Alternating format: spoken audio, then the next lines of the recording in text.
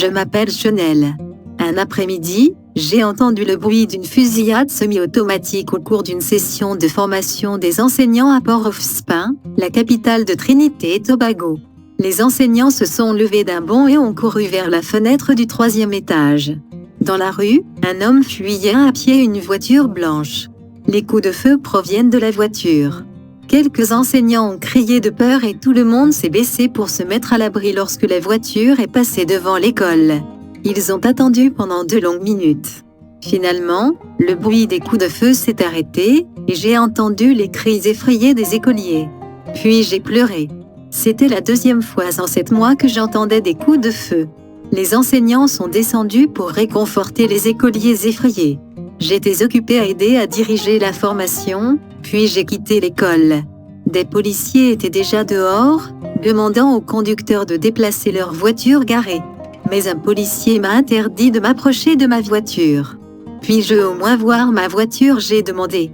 Un officier m'a conduit à mon véhicule noir. Des impacts de balles criblaient ses vitres. J'étais choquée. J'avais acheté la voiture moins de 2 ans auparavant.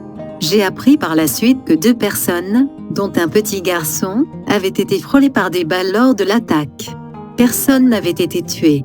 Par un coup du sort, beaucoup d'enfants avaient été dispensés de l'école cet après-midi-là pour que les enseignants puissent avoir leur session de formation. Ma voiture avait subi de gros dégâts car l'homme visé par le tireur s'était enfui à pied de sa propre voiture et s'était caché derrière ma voiture. Ce soir-là, à la maison, j'ai remercié Dieu pour sa protection. Après cet accident, j'ai décidé que le Christ était plus important que ma voiture.